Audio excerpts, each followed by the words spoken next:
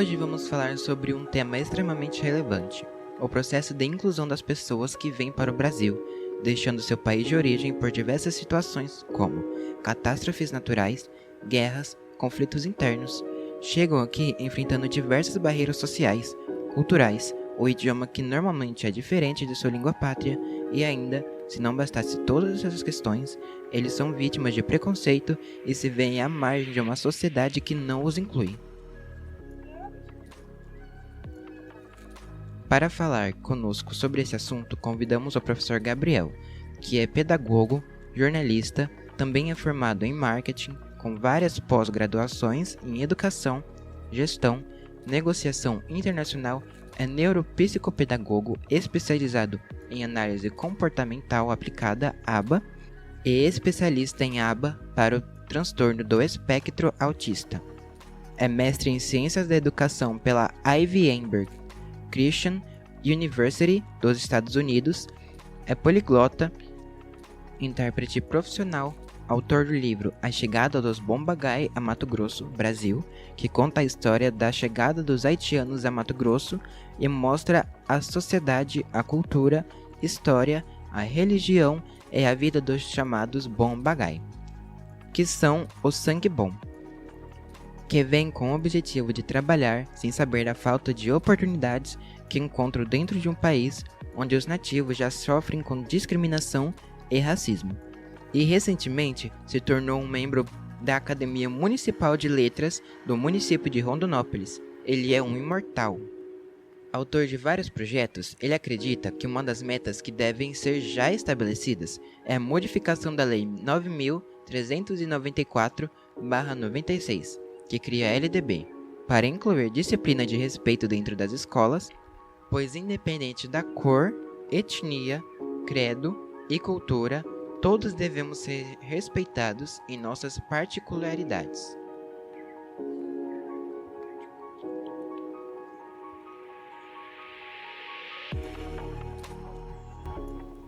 Olá pessoal, sejam muito bem-vindos a SAcast. Eu sou Jorge Guimarães e eu estou aqui com ele, o professor Gabriel. Seja muito bem-vindo. É um prazer ter você aqui conosco. Obrigado pela receptividade, lisonjeadamente feliz desse convite. Muito obrigado. Por nada. Bom, nós poderíamos começar com algumas perguntas? O senhor poderia nos contar um pouco sobre sua história? Em qual cidade do Haiti você cresceu? E como era a sua vida por lá? Eu sou nascido em uma das cidades ao centro-norte do Haiti, de nome Petit-Tivia do Altibonite. Sabe-se que o Haiti é o país mais pobre da América, né? Infelizmente, a história nossa do Haiti de resistência levou hoje a Haiti a isso. Até eu escrevi um livro que fala sobre. É situação muito difícil, não? E nos leva a uma migração forçada, como é o meu caso. E meu irmão já morava aqui no Brasil. Vi a oportunidade em 2013, cheguei aqui e, consequentemente, começamos a trilhar na terra Rondon, como a gente chama os rondonopolitanos. E por que você escolheu o Brasil? O que motivou sua vinda para ele? No Brasil, o Brasil no exterior é visto como um país que é muito receptivo. É, a defesa migratória brasileira, os direitos humanos e, sobretudo, a participação ativa na Organização das Nações Unidas, que o Brasil é membro fundador. Se a gente acompanha as resoluções ou a própria Declaração Universal dos Direitos Humanos, criada no dia 10 de dezembro de 1948, o Brasil é defensor dos direitos humanos. Derivando isso, todo mundo entende que, como o Brasil defende direitos humanos, no Brasil, no interno, vai ser um país também que vai defender internamente. Embora, quando chega aqui, é outra história. Mas no exterior, o Brasil é visto como um país defensor dos direitos humanos e, consequentemente, de uma inclusão permanente aos estrangeiros que estão dentro do território brasileiro. Infelizmente acontece isso mesmo. E quais foram os desafios que o senhor enfrentou para chegar ao nosso país e pela saída do seu? É um momento muito crítico. Acredito-me que eu acostumo dizer que dor no peito, deixar, por mais triste que fosse, onde a gente para nós é muito brilhante, crescemos, vemos pessoas, os amigos, crianças jogavam bolas, entre outras coisas, não? Vai ter que deixar para trás. É um momento muito crítico, mas com esperança. Eu acostumo dizer que os haitianos, se a gente acompanha a história do Haiti, que tomou sua independência no dia 1º de janeiro de 1804, contra uma força armada francesa que era maior e mais equipada do mundo, e o Haiti foi o primeiro país negro em ser independente, derivado da resistência. Eu acredito que os haitianos somos resistentes, momentos críticos, ruins que acontecem, mas a nossa força e, sobretudo, vontade de vencer, de ser vencedor, apesar das dificuldades, eu acho que mais que consiga a gente manter em pé nós não que estamos aqui no Brasil. A resistência, coragem, eu acho que Haiti significa, o sinônimo do Haiti é resistência e luta. Derivando isso, acredito que a gente consegue sair pensando que a gente vai vencer, como muitos de nós vencemos no território estrangeiro, como o caso do Brasil. E a chegada? Uma das primeiras dificuldades da chegada de imigrantes para o Brasil é a diferença de cultura, tradições, idioma. Como o senhor acha que isso pode influenciar, impactar na adaptação das pessoas? Eu acredito que internamente nós temos um problema grande, não só de cultura, senão estrutural. O Brasil como país, a gente pecou muito em relação a uma estrutura de extraordinariedade derivando de uma compreensão, o que seria, exemplo, no Brasil, racismo e preconceito. Eu acostumo acompanhar quando o Brasil tornou-se uma república, acontecendo-se no dia 15 de novembro de 1889. A participação dos que lutaram, os que foram chamados escravos, que o termo real seria escravizados, e como que foi? Como que eles receberam a participação certificativa? Se a gente acompanha, em 1888 o Brasil aboliu-se a escravidão, mas os negros realmente eles tinham oportunidade? Era apenas a abolição no papel. A gente tem em 1954, fizeram a Lei 1390, que é a Lei Alfonso Arinos, primeira lei no Brasil contra o racismo, efetivou, funcionou realmente. Em 1988, no Brasil, fizeram a Carta Magna Nossa, a atual Carta Magna da promulgação. Especifica no artigo 5º o repúdio contra o racismo. Realmente, a gente repudia aqui o racismo? A gente tem também, em 1989, fizeram a lei do racismo aqui no Brasil, que é a 7.716, de 5 de janeiro. Efetivou realmente, contemplou-se.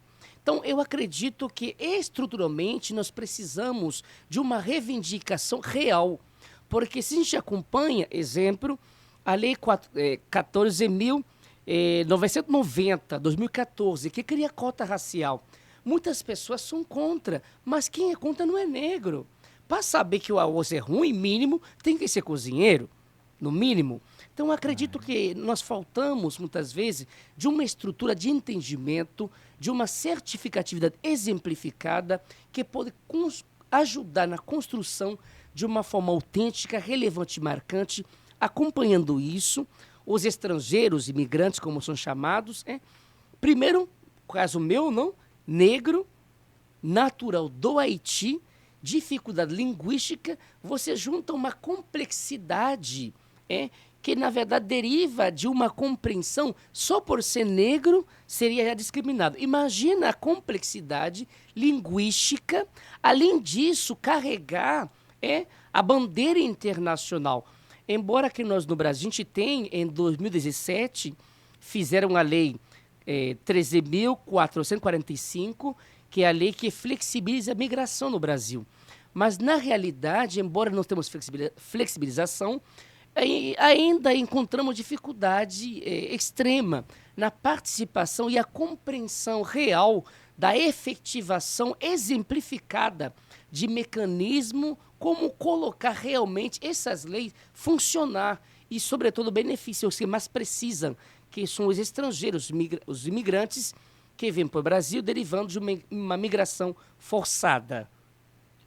Bom, como o senhor citou, pessoas que não concordam com a lei contra o racismo normalmente não são negros. E isso é uma prática de racismo, certo? Então, como o senhor acha que isso pode influenciar na vida pessoal e na vida social de alguém? Eu acredito, eu costumo dizer que o racismo ele não é crime apenas porque está na lei. É crime porque fere as pessoas, levanta ferimento incurável em quem é discriminado e quem sofreu ou não esse acto, infelizmente, que acontece ainda. Hein?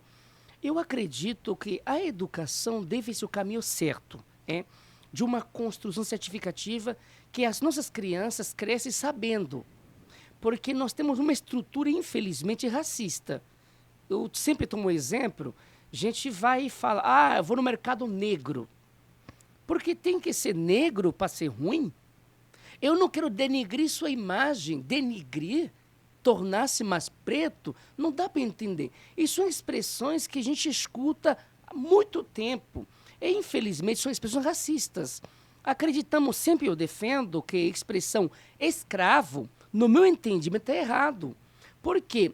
Quem vai na faculdade estudar jornalismo seria jornalista. Igual a medicina, será médico. Será que alguém queria ser escravo? É um título, um adjetivo qualificativo?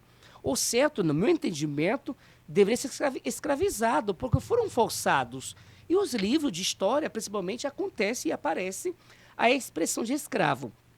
Acompanhando isso, nós temos várias leis que acompanham, desde 61, que fizeram a primeira LDB brasileiro, a Lei 4.024, que modificou em 71.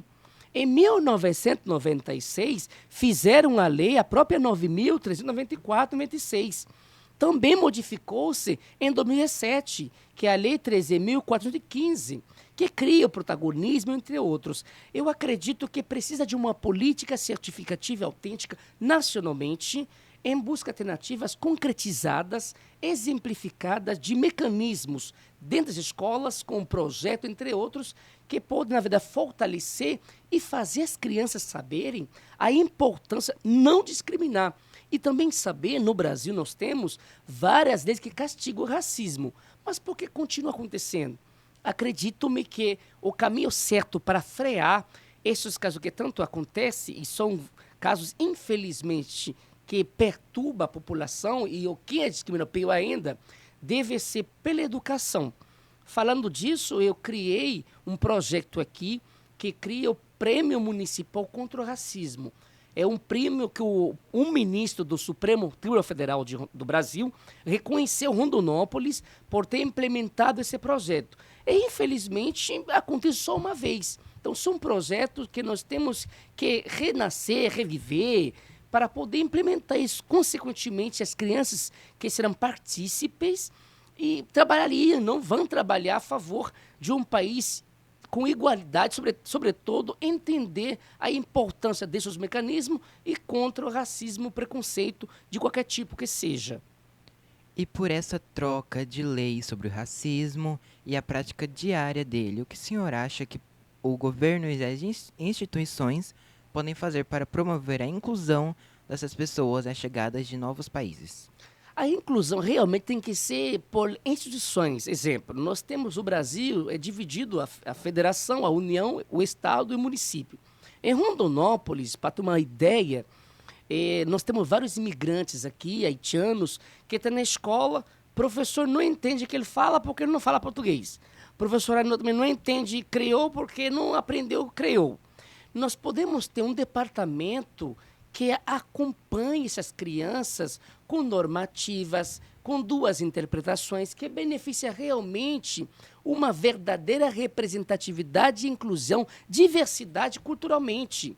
Nós precisamos. Se nós acompanhamos a chegada dos haitianos aqui em 2010, após o terremoto no Haiti, é tempo suficiente para Rondonópolis ter adaptado a isso. E, infelizmente, nós temos aqui uma indicação legislativa, infelizmente não implementada. Acredito-me que a cidade de Rondonópolis, que é o nosso caso local, deve implementar com urgência mecanismo de inclusão real a esses não só haitianos, venezuelanos que estão dentro do território nacional, consequentemente o território geográfico rondonopolitano. E o senhor conhece alguma ou algumas políticas de sucesso que podemos destacar? Ou alguma iniciativa local ou um projeto comunitário que promova essa integração? Acredito bem que o governo municipal, com os seus departamentos ou secretariados, devem trabalhar em conjunto. Exemplo, educação com Secretaria de Assistência Social. Essas crianças haitianas que estão aqui, por exemplo, muitos deles precisam de uma equivalência. Tem muito que não vão para a escola porque não tem equivalência de documentação dele. Então, nós podemos ter uma instituição que fortalece, que ajuda, articula. Porque se a gente acompanha a LOAS de 93, a Lei 8.742 de 93, ele acompanha. Pode ser uma articulação entre o governo federal, estadual e municipal, mas temos que ter um departamento que trabalha em conjunto, que beneficia as crianças. Se não vamos ter crianças, infelizmente, já estamos condenando eles no futuro para que sejam pessoas que vão vender picolé na rua. Nós precisamos de pessoas, com certeza, ajudando a ser pessoas diferentes. Tem uma frase histórica que diz assim, que quem vive para não servir não tem por que existir. E acredito-me que deve ter essa articulação de existência entre a Secretaria para beneficiar realmente os imigrantes que estão nas ruas e avenidas da cidade de Rondonópolis. Bom, como nós sabemos, a chave para combater o preconceito muitas vezes é a educação. Como podemos, enquanto sociedade, educar as pessoas sobre a importância da inclusão e a riqueza de diversidade cultural trazida pelos imigrantes? Acredito-me que com projeto, com alternativa certificativa, exemplificada, sobretudo entre a educação, a Secretaria Municipal de Educação pode jogar um papel importantíssimo em termos, não simplesmente contra o preconceito, senão fazer entender que o racismo ele não é crime apenas porque está na lei. É crime porque fere as pessoas. Derivando isso, acredito-me que vamos ter, daqui no futuro, uma verdadeira política de inclusão certificativa contra discriminação, consequentemente, o preconceito que tanto afeta a nossa sociedade, consequentemente, a cidade de Rondonópolis. E quais são as possíveis maneiras de conscientizar a população e contrair esses estereótipos negativos? A maneira para a gente fazer isso realmente é a educação, com projeto, com derivações certificativas que acompanhem realmente o que mais precisa, porque a lei está aí. Nós temos ainda o PNE, que é 2014, que articula junto com o PEE, que é o Plano Estadual de Educação, que também tem o PME, que é Plano Municipal de Educação. A articulação é certificativa. É uma coisa, é a qualitatividade que eles falam. E muitas vezes vão para a quantitatividade, que é o erro, muitas vezes, da educação que prejudica as crianças haitianas ou estrangeiras, não, que se encontram nesse território nosso. Bom, professor Gabriel, chegamos ao fim. Foi um prazer recebê-lo aqui. Muito obrigada pela presença. E você poderia nos deixar uma mensagem final? Eu acredito que a mensagem nossa deve ser o seguinte: entender que todos nós devemos ser tratados com igualdade, hein? E, além disso, nós temos o artigo 5º da Carta Magna de 88, já especifica isso. O Brasil é membro de vários tratados internacionais, nós somos membro de Pacto Interamericano de Direitos sobre Direitos de Crianças e Adolescentes, a própria Lei 8.109 de 90, que cria a ECA, especifica sobre isso, a Lei Migratória fala sobre, e, sobretudo, nós devemos respeitar o estabelecido dentro da Declaração Universal dos Direitos Humanos, criado no dia 10 de dezembro de 1948. Acima disso, o Brasil, como país estrutural, Estado jurídico brasileiro, deve respeitar quem está dentro e fazer também o progresso de uma forma autêntica e relevante. Quando uma pessoa vem de fora, que tem várias circunstâncias, momentos críticos, psicológicos, família deixado para trás, nós devemos acolher, mas não simplesmente acolher. Eu sempre digo assim, que não adianta você me dar 2 dias o peixe para comer sem me ensinar a pescar, porque o melhor é ensinar a pessoa a pescar. E, nesse sentido, nós devemos olhar, as pessoas têm que olhar os imigrantes com um olhar diferente, sensível, para cooperar realmente com o ser humano, que tanto precisa de uma mão amiga. E com essa mensagem do professor Gabriel, encerramos mais um episódio do nosso podcast, pedindo para você que sempre acolha e esteja de braços abertos para todos que estiverem à sua volta, imigrante ou não, pois somos todos cidadãos e devemos ser tratados do mesmo jeito. E assim encerramos nosso podcast pedindo para você deixar aquele like amigo, ativar o sininho para receber todas as notificações de vídeos e colocar nos comentários quem vocês gostariam que trouxéssemos aqui. Foi isso, pessoal. Até a próxima. Beijos. Tchau.